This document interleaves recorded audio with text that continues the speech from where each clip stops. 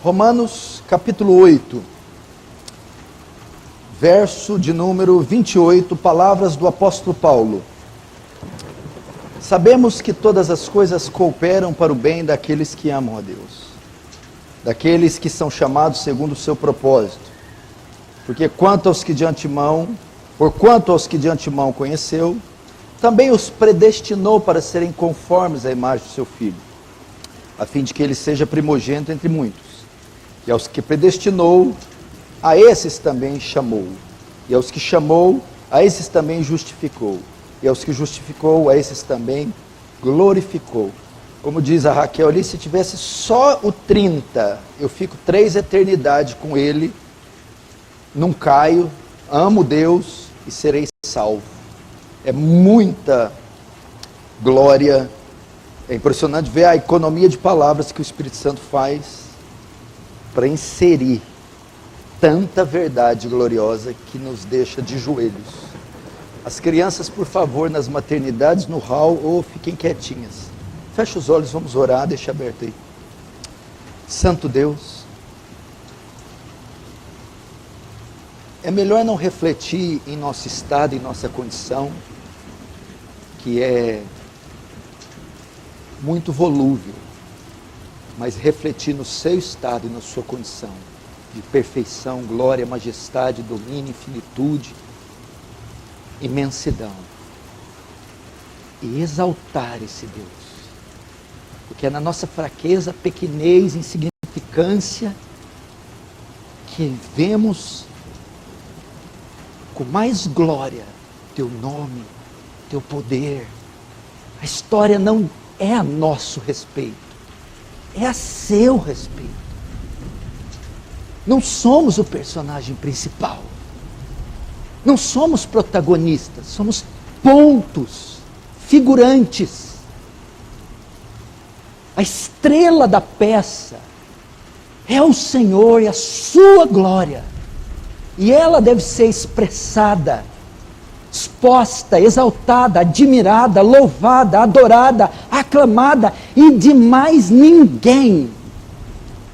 É a seu respeito, é a história da sua, Senhor, da redenção vinda de ti, do teu plano, da tua obra, do teu Filho, da tua glória, da tua bondade, do teu amor, da tua majestade. É de quanto o Senhor é poderoso, o quanto o Senhor é bom, o quanto o Senhor é justo, o quanto o Senhor se ira, o quanto o Senhor é santo, o quanto o Senhor é soberano. E que estrelas, corpos celestes, mares, animais terrestres, ó Deus, curvem-se e louvem esse Deus, que é a única coisa que nos resta a fazer. Que assim seja, Senhor. Que a igreja de Cristo pare de ser mesquinha, antropocêntrica, egocêntrica, egoísta, hedonista, e ela volte-se para ti, e prostrada aos seus pés, renda-te a glória, o louvor, a adoração devidas. Perdoe-nos sermos tão miseráveis no tocante à centralidade de Cristo, do Espírito Santo e do Deus Pai Todo-Poderoso. Amém. Irmãos, preste atenção aqui. Eu vou falar de uma mensagem muito atual, que está trafegando pelos corredores da igreja de forma mais acentuada há pelo menos 10 anos. Vou falar hoje sobre os 5 pontos do calvinismo. Os 5 pontos do calvinismo. A teologia reformada, ela cresce a cada ano no Brasil. A teologia reformada. Termos como calvinismo, doutrinas da graça, se tornam cada vez mais populares no meio cristão. Entretanto, ainda há muitas dúvidas com relação a pontos doutrinários, assuntos teológicos, que alguns são de difícil compreensão e requerem um estudo mais apurado e mais profundo. E entre essas dúvidas, as mais delicadas estão no campo da soteriologia, é a doutrina que estuda a salvação. E, principalmente, na teologia reformada, a doutrina da salvação, ela é vista de forma soberana. A soberania de Deus na salvação é aquilo que os teólogos, os crentes reformados creem. E há muitas dúvidas e alguns debates envolvendo a soberania de Deus na salvação, ou seja, a obra da salvação ela começa em Deus e termina com Deus. A salvação é com Deus do começo ao fim. Então, questões se levantam com relação à soberania de Deus na salvação, como, por exemplo, como conciliar a soberania divina com a responsabilidade humana? Como podemos ser responsáveis e livres em um universo predeterminado por um Deus soberano?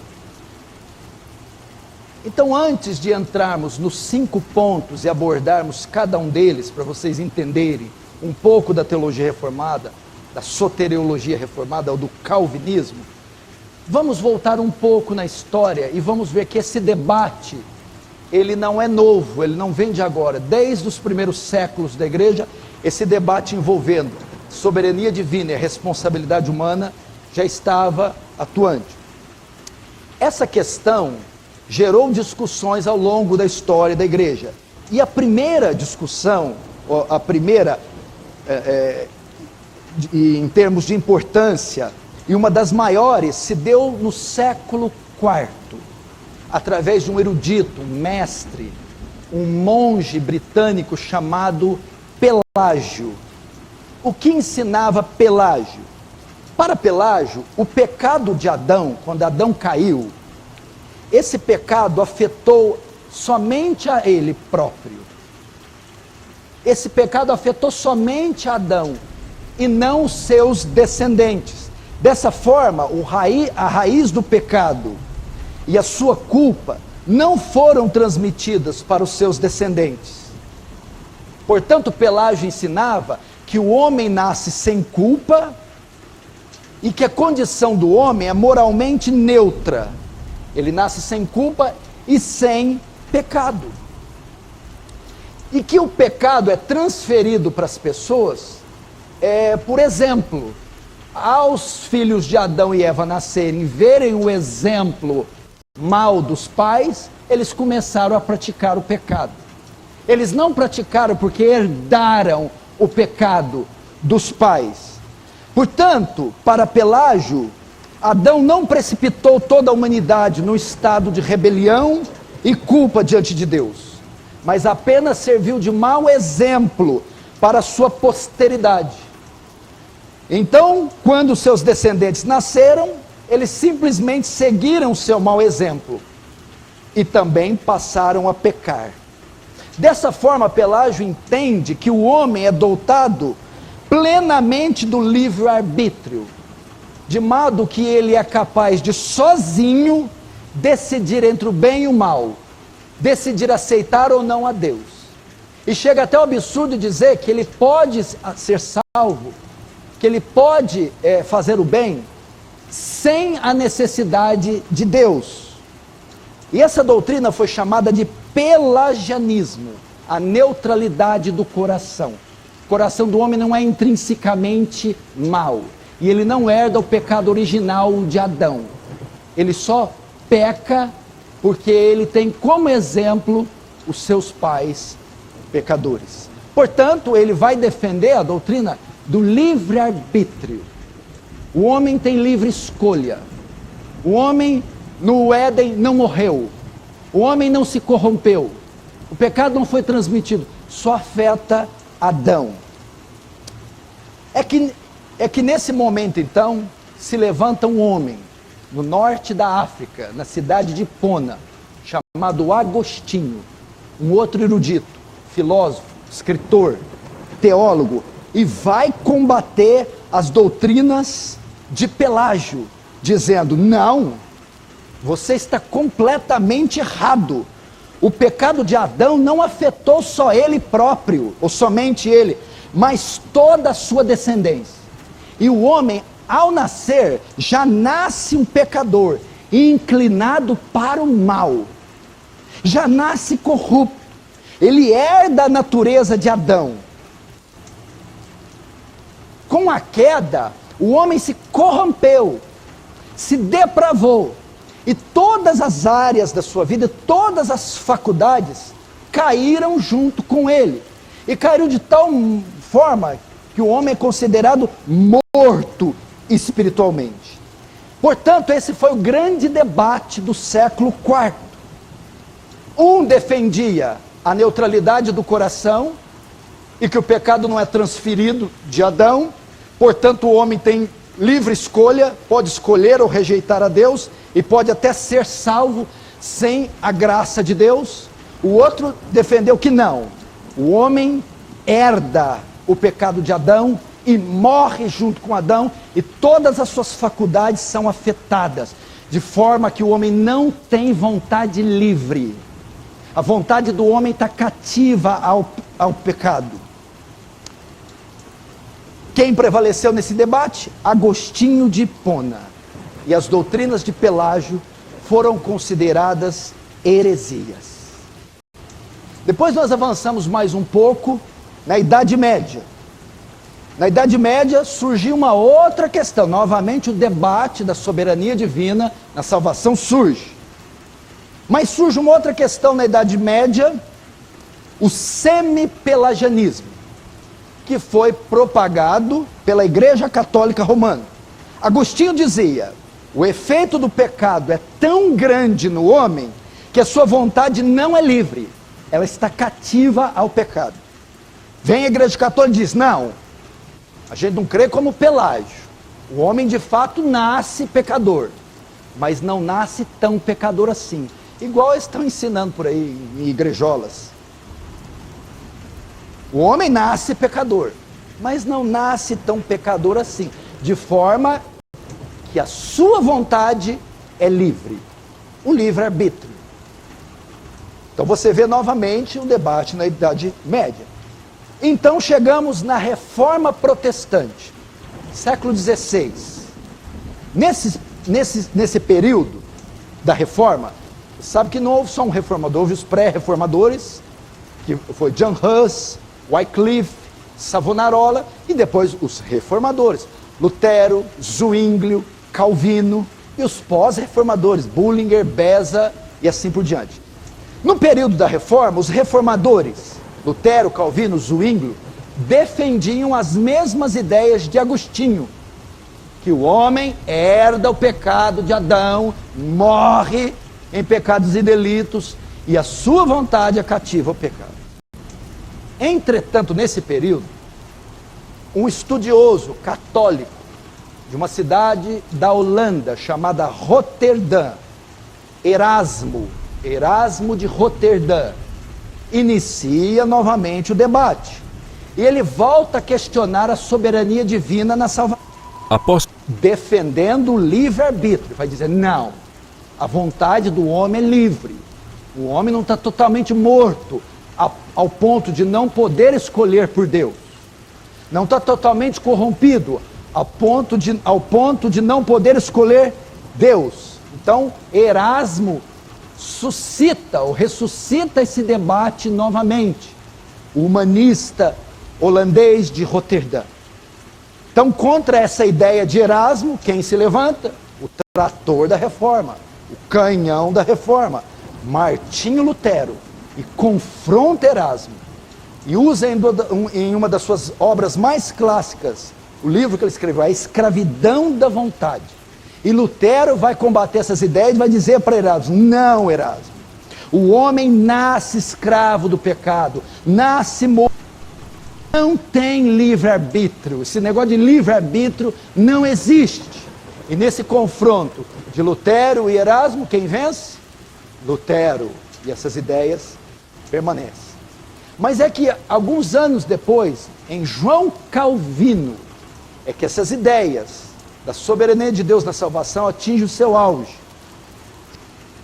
Entretanto, Jacó Armínio entendia os aspectos da soteriologia diferentes de Calvino. Ele não concordava muito com a teologia que estava sendo ensinada. Ele não cria naqueles postulados defendidos pelos reformadores. Armínio. E ele então começa com essas ideias contrárias às de Calvino, às de Lutero, às de Zwinglio, às de Agostinho. Entretanto, ele não formula nada oficial e nem propõe um debate oficial nem organizado. Quem vai fazer isso são os seus discípulos. Armínio faz discípulos, que são chamados remonstrantes. Depois da morte de Armínio, esses discípulos aperfeiçoam as ideias de Armínio, que são contrárias à de Lutero, Calvino, da teologia reformada. Esses discípulos são chamados remonstrantes. Por quê? Porque eles iniciam um movimento chamado remonstrância. A palavra remonstrância quer dizer protesto, contesto, contestar. Eles contestavam com as ideias de Lutero, protestavam contra elas. Eles não concordavam que a salvação se dá daquele jeito. Então eles se reúnem e organizam um movimento chamado remonstrância. Nós estamos protestando contra a teologia da Holanda e da igreja no geral, que é calvinista. Então esses discípulos vão se levantar contra essas ideias e vão formular 5 pontos. Então, para você que não conhece, não foram 5 pontos de Calvino ou do calvinismo que se iniciaram primeiro. Foram os 5 pontos do arminianismo. Então, a remonstrância, que são os discípulos de Armínio, para combaterem as ideias da reforma e as ideias de Calvino, formulam 5 pontos, 5 postulados, que foram chamados 5 pontos da remonstrância. E eles vão colocar esses 5 pontos em um debate. Eles vão atacar os argumentos da reforma com esses pontos. Quais são os 5 pontos da remonstrância dos discípulos de Armínio? Ideias originadas de Armínio, aperfeiçoada pelos seus discípulos após a sua morte, onde se originou esse movimento. Primeiro, a remonstrância dizia que a vontade do homem é livre, que a depravação do homem é parcial. O homem caiu, depravou, mas a depravação ela é parcial, não é total. A vontade do homem, de modo que a vontade do homem é livre, ele pode escolher, ele não está completamente morto. Esse foi o primeiro ponto da remonstrância. O segundo é que a eleição, a base com que Deus salva as pessoas, Ele as escolhe, Ele as elege. Para eles a eleição é condicional. A eleição para eles estava baseada no pré-conhecimento de Deus em relação àquele que deveria crer. Ou seja, Deus olha no futuro, vê quem crê e escolhe aquele indivíduo para ser salvo com base na fé prevista. Deus vai no futuro e vê aquele fulano creu, então elege ele no passado. Terceiro, a expiação é universal. O que é a expiação? A redenção, o perdão, o sangue de Jesus. Segundo os discípulos de Armínio, segundo o terceiro ponto da remonstrância, Cristo morreu pelo mundo todo, por cada indivíduo da terra, sem exceção. Contudo, cada homem deve exercer a sua livre vontade para aceitar a Cristo. Quem quiser pode ser salvo. Quem não quiser pode ir para o inferno. A escolha é sua. O quarto ponto da remonstrância é que a graça pode ser resistida. O que é isso? O chamado de Deus. Deus escolhe, chama alguém para ser salvo. A pessoa pode resistir, falar: o senhor quer me salvar, mas eu não quero salvar. Portanto, a vontade do homem prevalece sobre a vontade de Deus. Deus envia seu Espírito Santo, segundo diziam os remonstrantes, para atrair todos os homens a Cristo. Contudo, desde que o homem goza de vontade livre absoluta, ele pode então resistir à vontade de Deus, o chamado de Deus. Ele pode dizer não para Deus. É só você pensar, só imaginar. Imagina o Rafael Brito ali, olha o físico, o tamanho, numa queda de braço com Deus. Rafael vence.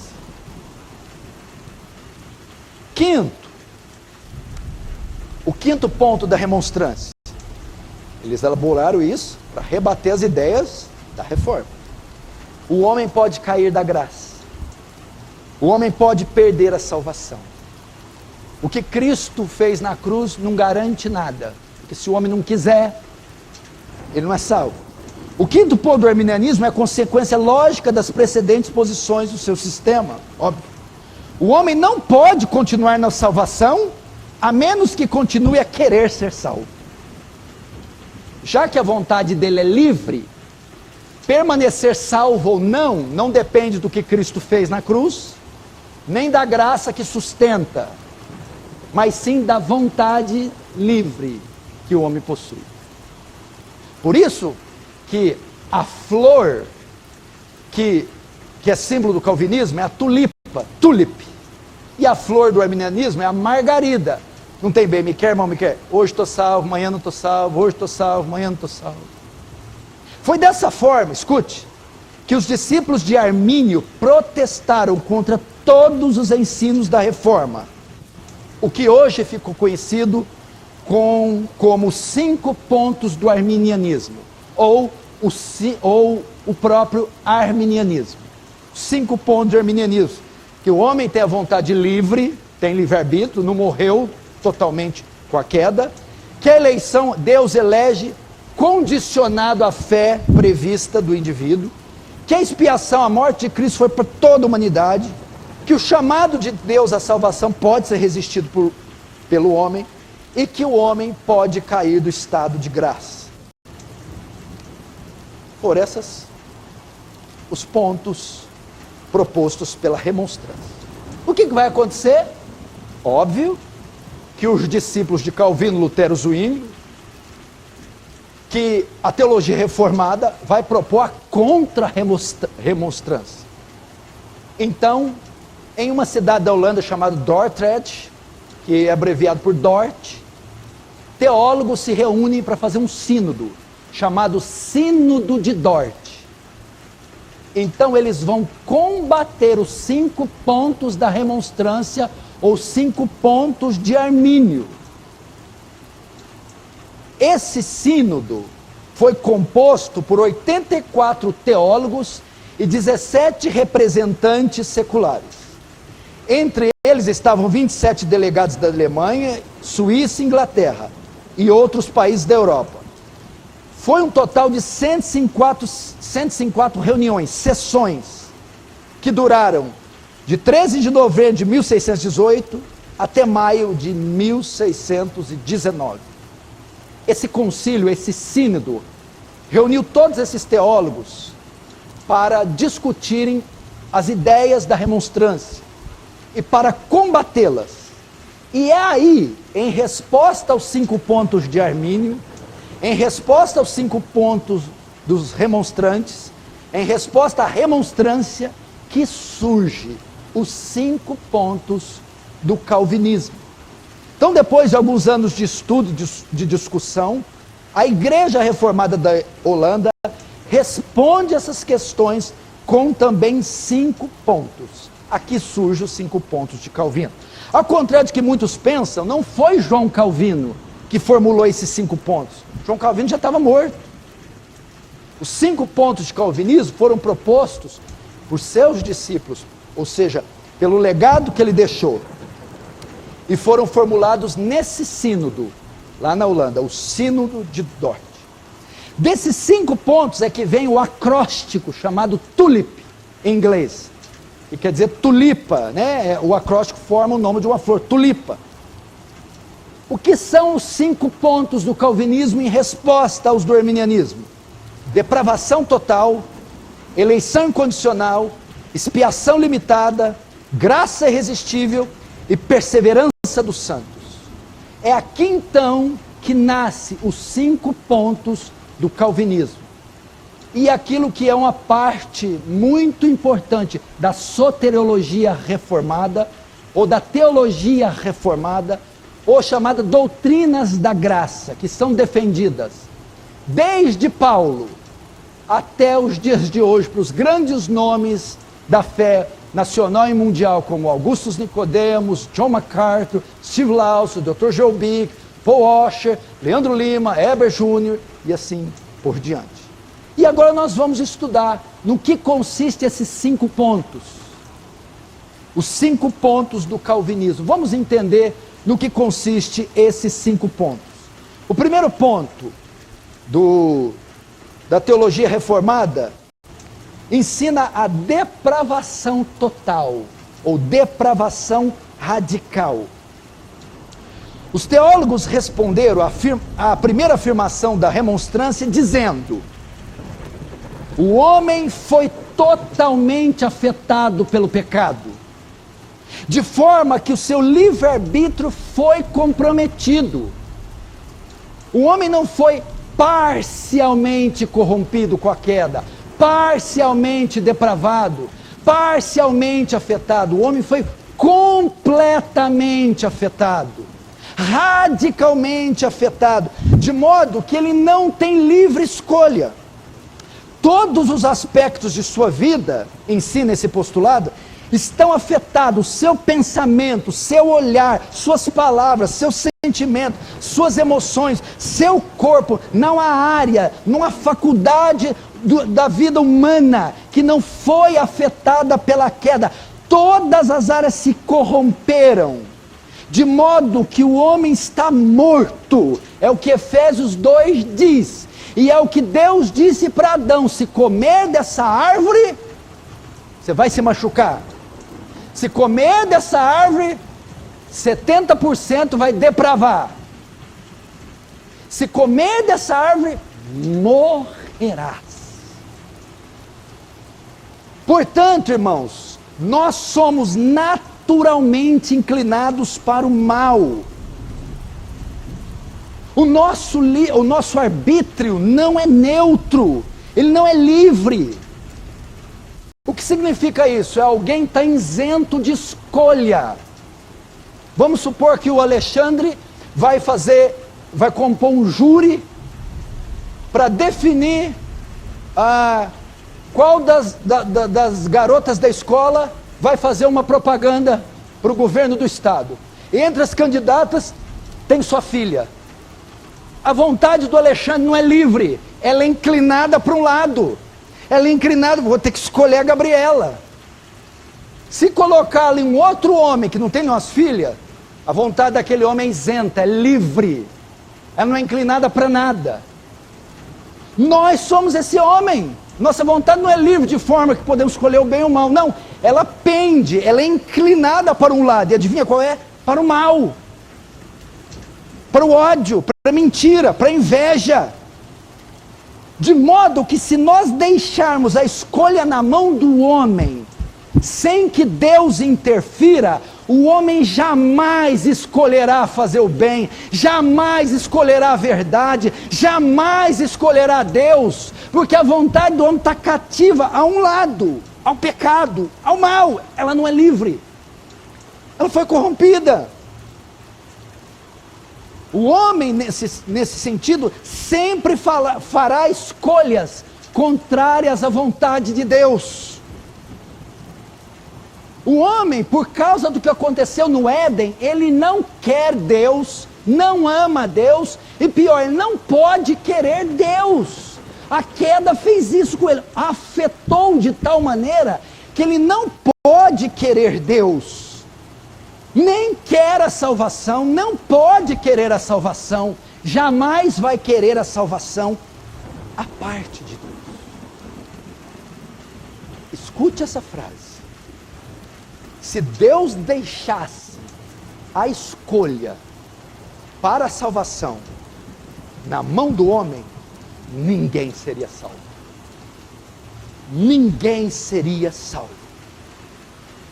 Os cânones de Dort, foram documentos feitos nesse sínodo, responderam assim este ponto: Portanto, todos os homens são concebidos no pecado, e ao nascer como filhos da ira, são incapazes de qualquer benção ou salvífico, inclinados ao mal, mortos em pecados e escravos do pecado. Eles não querem nem podem voltar a Deus, nem corrigir sua natureza corrompida, e nem melhorá-la por si mesmos, sem a graça do Espírito Santo, que é aquele que regenera. Essa que é a verdade. Vamos ver alguns textos que mostram a depravação total, ou radical. Gênesis 6:5, olha só. O Senhor viu que a perversidade do homem tinha aumentado na terra, e que presta atenção no toda inclinação dos pensamentos do seu coração era sempre e somente para o mal. Toda e somente. Todo ser do homem é inclinado para o mal. Um texto claro. Romanos 3, 10, 12, então, Paulo diz, não há justo, não há nenhum sequer, não há quem busque a Deus. É geral. Todos se extraviaram e a uma se fizeram inúteis. Não há quem faça o bem, não há nenhum sequer. Um dos versículos mais claros sobre a depravação do homem, sobre a falta de arbítrio. E o clássico, Efésios 2, 1, 3. Ele vos deu vida, estando vós machucados, 70% corrompidos. Ele vos deu vida, estando vós mortos em vossos delitos e pecados, nos quais andaste outrora segundo o curso deste mundo, segundo o príncipe da potestade do ar, do espírito que agora atua nos filhos da desobediência, entre os quais todos nós andávamos outrora, segundo as inclinações da nossa carne, fazendo a vontade da carne e dos pensamentos. Éramos, por natureza, filhos da ira, como também os demais. Totalmente depravados. Como é que tem bondade isso aqui? Pega o ser humano e torce tudo que vai sair iniquidade e maldade. Então você diz, mas aí você não pode me culpar se eu não consigo ir até Deus e não posso me ser salvo, eu não posso ser culpado. Veja só, o fato de você não poder ser salvo não te isenta da culpa. Se eu vou lá, vou usar bastante o Alexandre, porque esse primeiro tópico semelha muito com ele. Se ele me deve R$1.000, aí eu digo, Alexandre, me paga. Não tenho dinheiro. O fato dele não ter dinheiro não o isenta da culpa. O fato de eu não poder me salvar, não ter condições de me salvar, não me isenta da culpa. Os homens são culpados. Esse foi o primeiro ponto usado para defesa dos postulados calvinistas. Pesa aí na balança, qual deles faz mais sentido. Então, irmãos, isso é o que a Bíblia afirma, o homem é radicalmente depravado. A pergunta que você tem que fazer é lá no Éden, o homem arranhou as costas ou morreu? Lá no Éden, o homem quebrou o metacarpo, a tíbia, ou ele morreu? O que Deus diz? Se você comer, vai pegar conjuntivite. Foi isso que ele falou? Vai morrer. E foi o que aconteceu. O segundo ponto da contra-remonstrância é a eleição, em resposta à eleição condicional. Os teólogos calvinistas formulam a eleição incondicional, porque ela é uma consequência lógica do primeiro. Se estão mortos, você já falou com algum cadáver? Ele respondeu? Ele te ouviu? Você estendeu a mão para um cadáver, ele te estendeu a dele? Você falou, ele respondeu? Cadáveres estão mortos, inertes. Por que tem que haver uma eleição? Se eles estão mortos, o primeiro ponto, depravação total. Deus precisa elegê-los, escolhê-los para a vida, uma vez que estão mortos. E esse segundo postulado diz o quê? Que a eleição não é condicionada à fé prevista, como diz os arminianos, nem é com base em qualquer coisa que Deus viu de bom no homem. Como é que ele vai ver alguma coisa boa em alguém morto? Alguém radicalmente depravado? Como é que vai ver alguma coisa boa no que está descrito em Romanos 3, Romanos 1, Gênesis 6, Gênesis 8? Tudo que Deus viu no homem foi iniquidade, negrume, podridão e morte. Então a eleição não é condicionada em algo bom que ele previu, porque não tinha nada bom para prever. A eleição é incondicional. Ou seja, Deus não escolheu alguém para salvação porque previu que ele creria.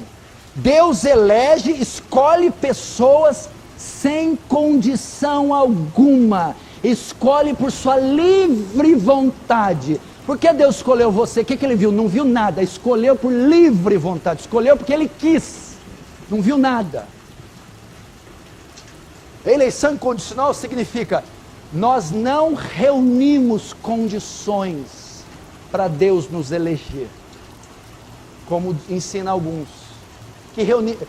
Que condições fulano reuniu? A fé prevista. Então Deus escolheu ele. Não. Desse postulado, ensina que ele escolhe incondicionalmente. Por quê? Porque você está morto, depravado, não pode prever nada de um morto a não ser maldade. Isso é o raciocínio lógico. Uma vez que estamos mortos, literalmente somos incapazes de tomar qualquer tipo de decisão para nos beneficiar. A eleição incondicional significa que Deus escolhe dar vida eterna sem ter visto nada de bom nos eleitos, nem fé, nem justiça, nem qualquer outra coisa.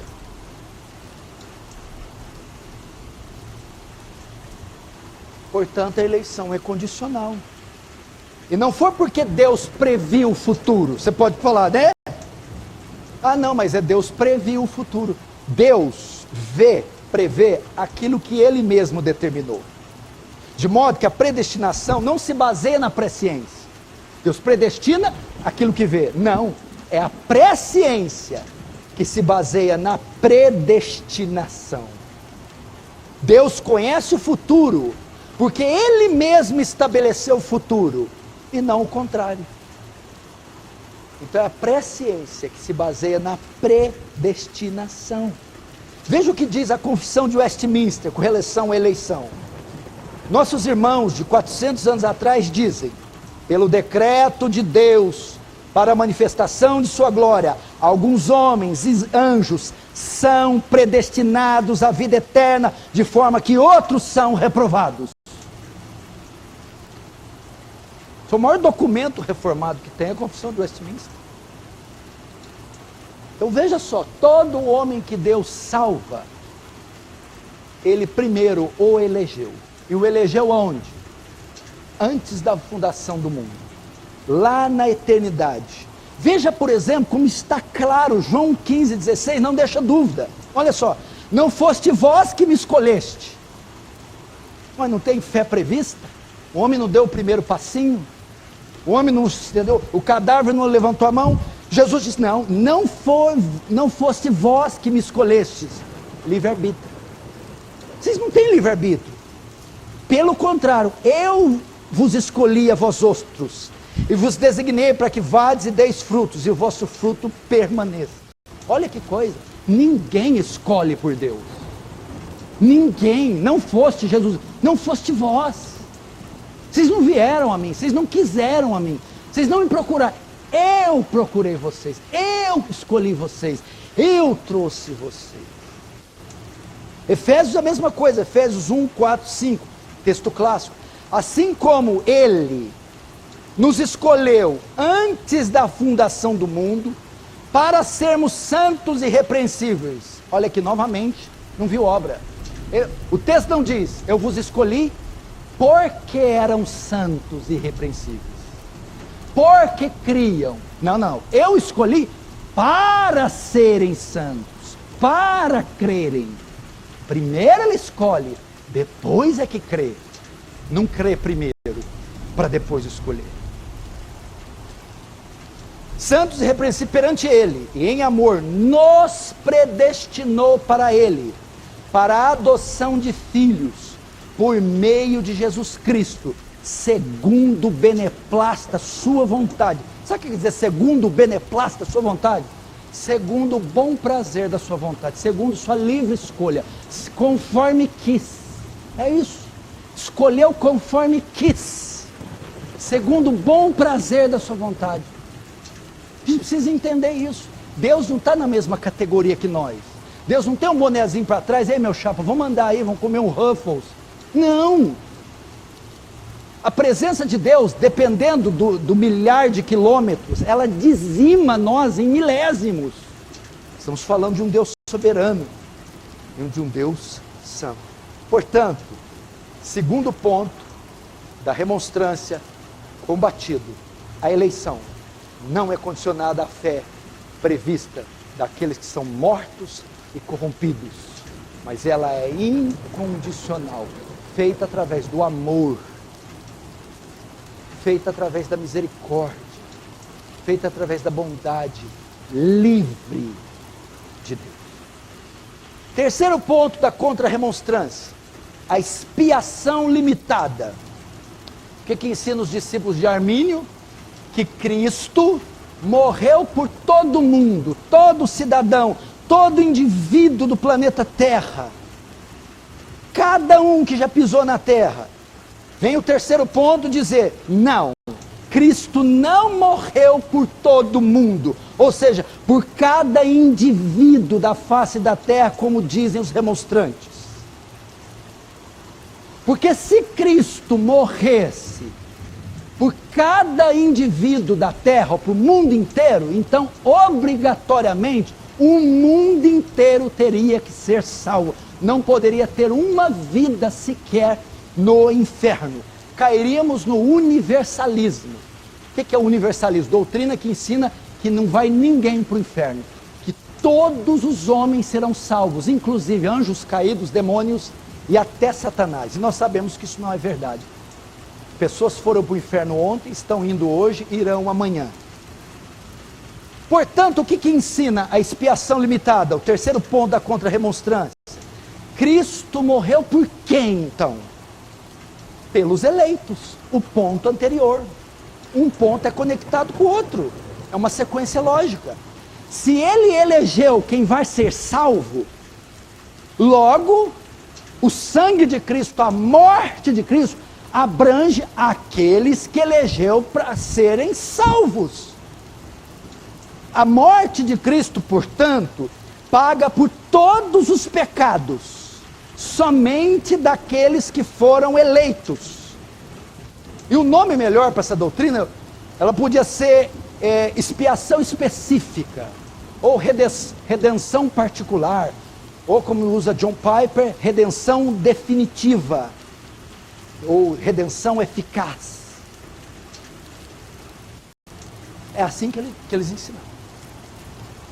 Jesus não verteu o seu sangue por todo mundo. Agora vamos lá, dúvidas vão surgir na sua cabeça. Presta atenção.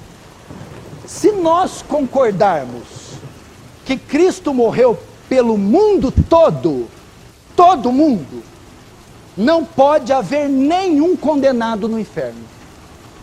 Não pode haver gente no inferno. Porque veja só, como você olha para a expiação, a morte de Cristo? Se você olhar como uma vacina, aí você tem razão. Cristo proporciona, todos estão doentes com o pecado. Na cruz, Cristo proporciona a vacina. Quem for até lá e tomar é salvo. Quem não for, é condenado. De modo que tem vacina para todo mundo. Mas a expiação tem que ser trazida não para o campo da medicina, é para o campo jurídico, forense. A expiação deve ser vista como anulação de sentença. Quando Cristo verte o sangue dele, para aqueles que ele verte, a sentença é anulada. Aqueles pecados, crimes, diante do tribunal de Deus, aqueles que os condenam ao inferno, são anulados. De forma que e o problema jurídico do pecador está resolvido. Se ele verteu sangue por cada homem na face da terra, a situação jurídica de todos os homens está resolvida e a sentença de todos os homens está anulada. Portanto, Deus não pode colocar ninguém no inferno, aquele qual Cristo anulou a sentença.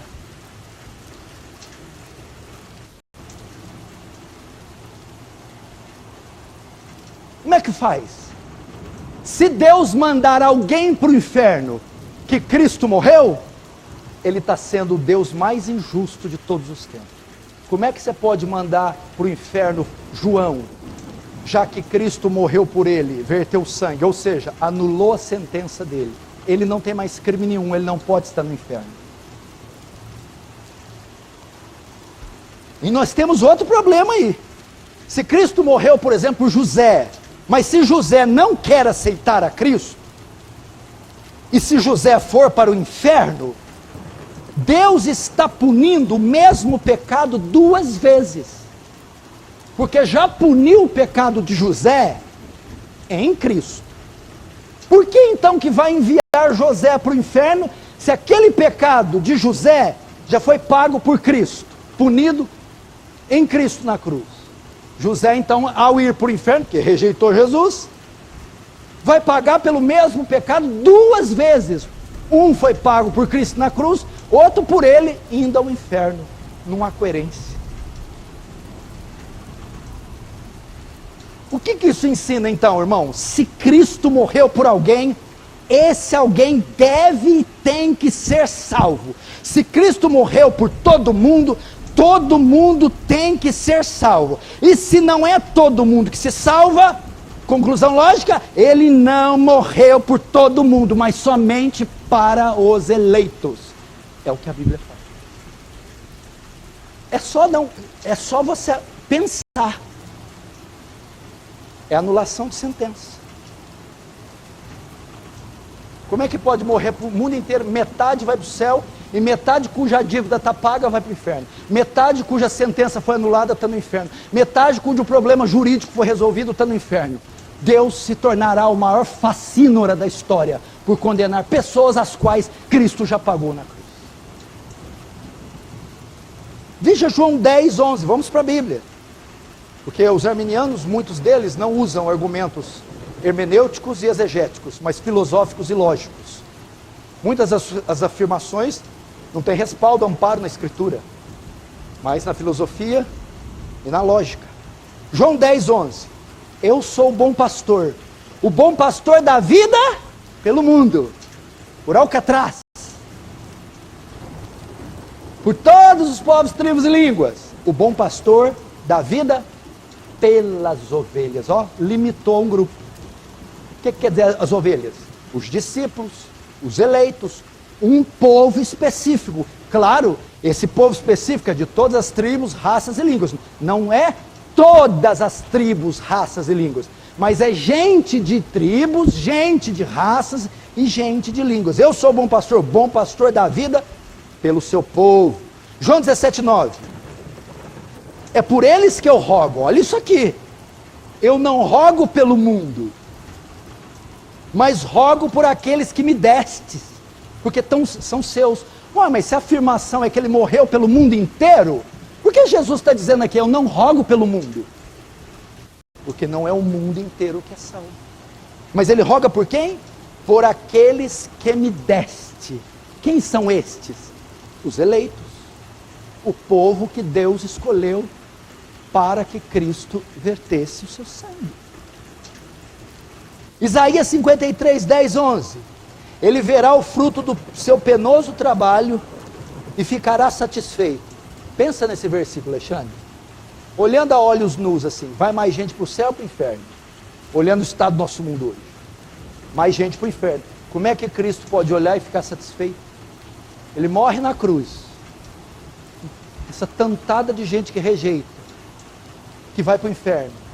Mas ele olhará o trabalho da sua alma e ficará satisfeito. Mas como? Satisfeito porque cada um daqueles que o Pai elegeu, ele salvará, e nenhum deles irá para o inferno.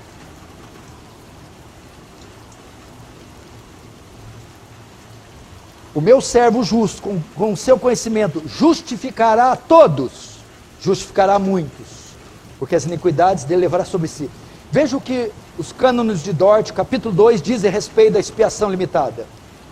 Porque este foi o conselho absoluto livre, a vontade misericordiosa e o propósito de Deus, Pai, que a virtude vivificadora e salvífica da preciosa morte do seu Filho se estendesse a todos aqueles que estão predestinados a, e apenas a eles, dar-lhes a fé justificadora, e por isso mesmo, conduzi-los infalivelmente à salvação.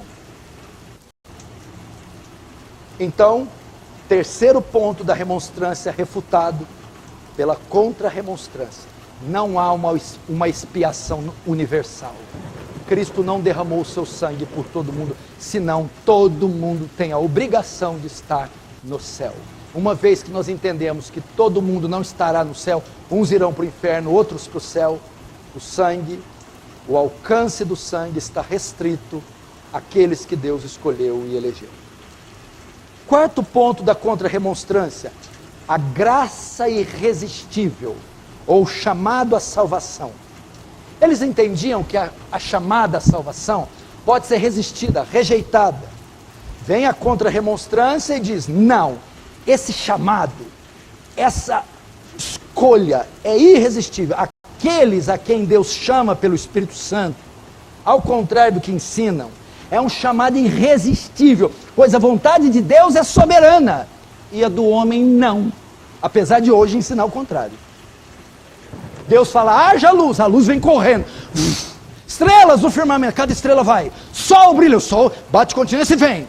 Mares rujam, os mares vêm. Baleias, orcas, animais, megalodontes, todos vêm. Homem vem, o homem. Não. Não vou. Zezinho do boteco. Eu? Quem que é esse tal de Jeová? Não.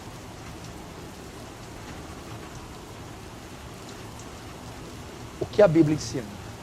A vontade do Deus é soberana, a do homem não. O homem não pode resisti-la. Veja só, a consequência lógica do raciocínio reformado.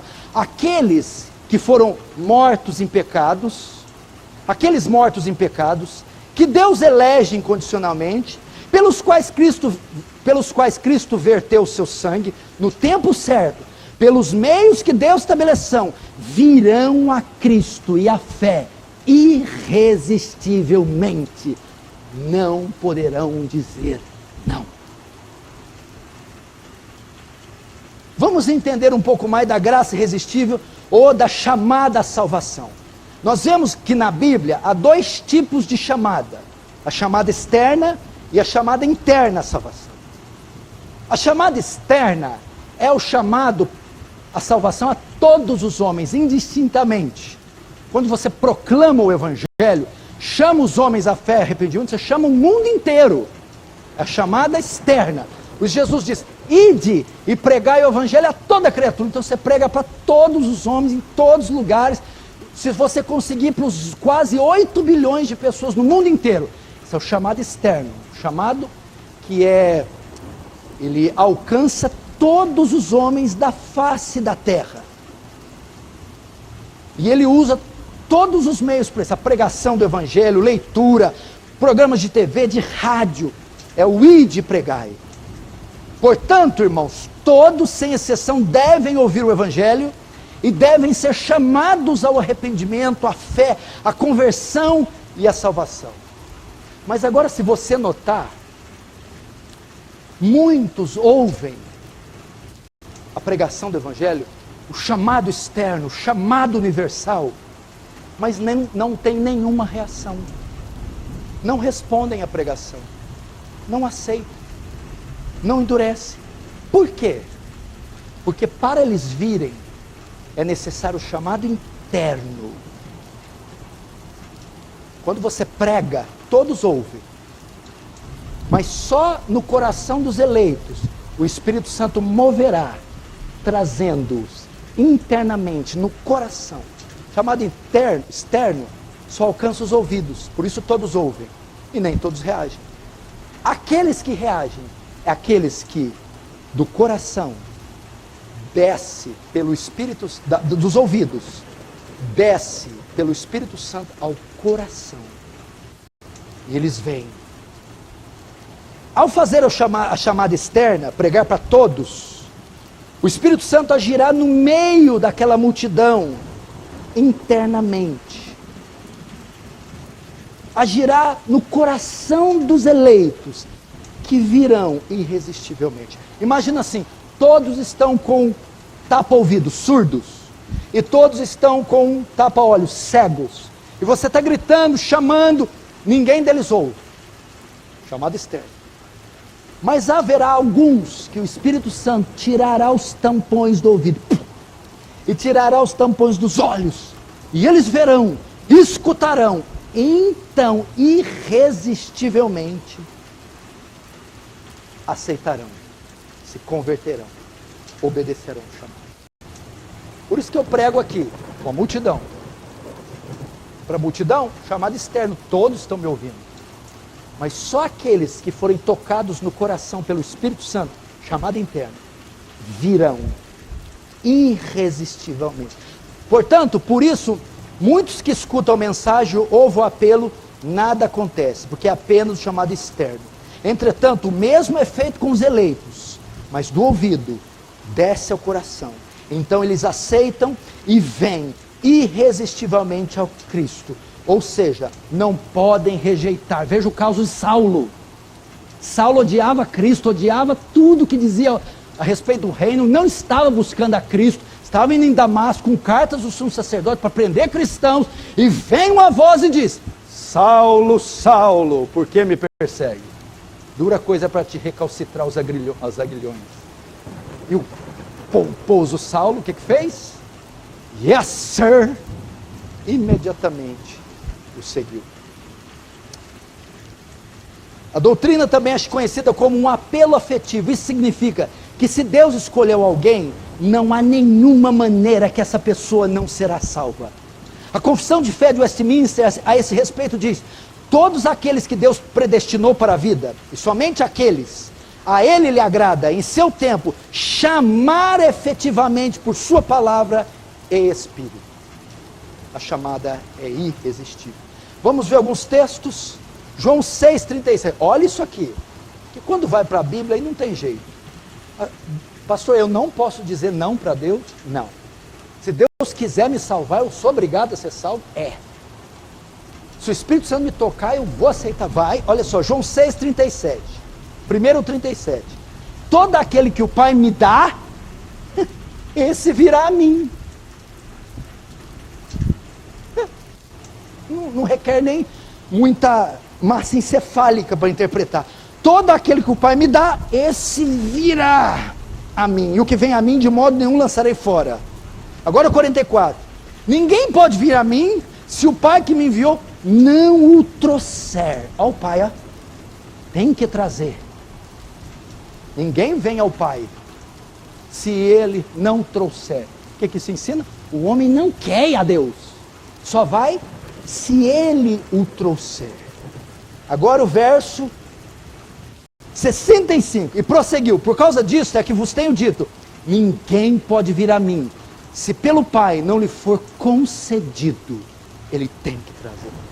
E Romanos 8, 29, 30 é a corrente de ouro da soteriologia. Olha só: porquanto aos que de antemão conheceu, também, os que de antemão conheceu, também predestinou. E aos que predestinou, também chamou. E aos que chamou, eles falaram: não vou. Aos que chamou, também justificou.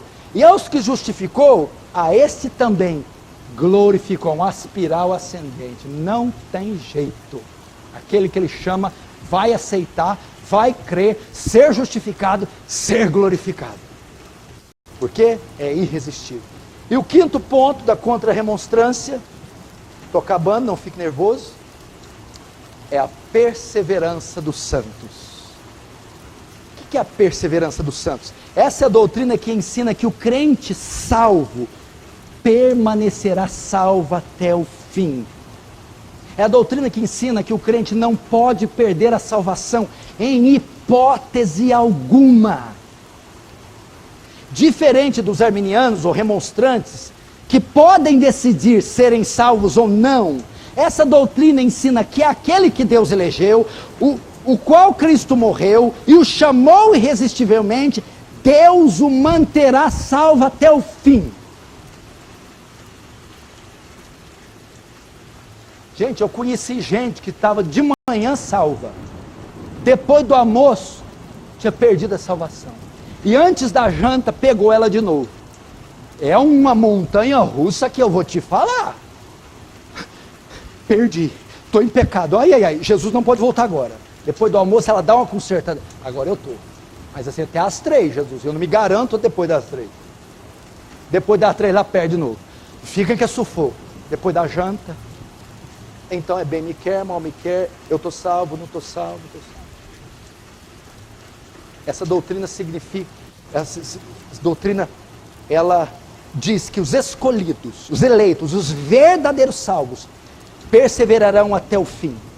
Um termo melhor para ser usado no lugar de perseverança dos santos é preservação dos santos. Quando fala perseverança, dá a ideia que o santo persevera até o fim.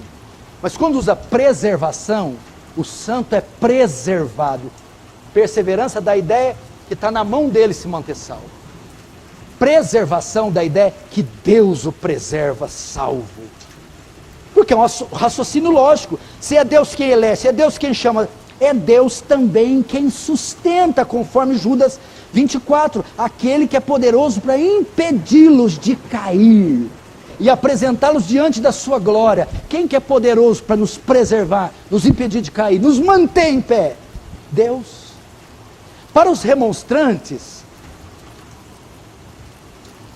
se a salvação do começo ao fim é uma obra do homem,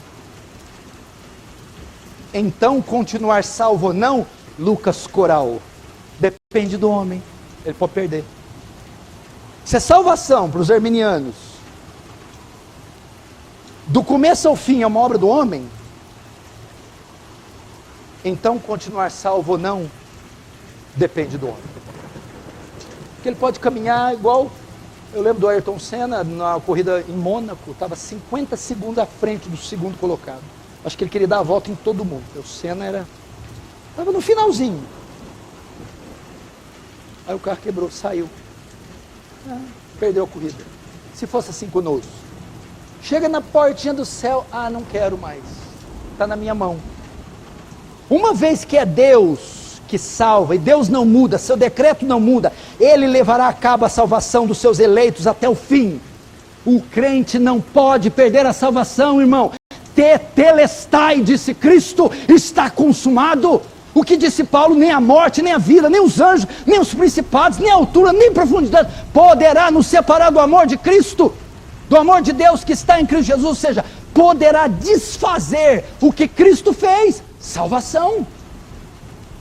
Olha que a confissão de fé de Westminster diz: quem Deus aceitou em seu amado, e que foi efetivamente chamado e santificado pelo seu Espírito, não pode cair completo ou definitivamente do estado de graça, mas deve seguramente preservar nele até o fim, e serão salvos eternamente. Esta perseverança dos santos não depende do seu livre-arbítrio, mas da imutabilidade do decreto de eleição, que brota do amor livre e imutável de Deus o Pai. Glória a Deus. Glória a Deus, foi para minha conta. Agora vamos para a Bíblia. Textos que comprovam a perseverança dos santos. Filipenses 1,6. Estou convencido, estou bem certo, de que aquele que começou boa obra em vós, salvou, aperfeiçoará até o dia de Cristo, perseverará, preservará até o dia de Cristo. João 10, 28 e 29, então, eu lhes dou a vida eterna. O senhor dá? Ok. E jamais perecerão. Ninguém as arrebatará da minha mão. Aquilo que o meu Pai me deu é maior do que tudo. E da mão do Pai ninguém pode arrebatar. Como é que a ovelha, o eleito, o salvo, pode sair dos braços do Senhor? Ninguém. pode tirar. A explicação da tulipe, o acróstico que define os 5 pontos, não é complicada. Nós encontramos esses 5 pontos em toda a Bíblia. Primeiro, nós somos maus, não fizemos nada de bom para sermos eleitos. Cristo morreu pelos pecados dos seus, ninguém pode resistir a essa graça, e aqueles que são realmente escolhidos perseverarão até o fim. Vamos orar, feche os olhos.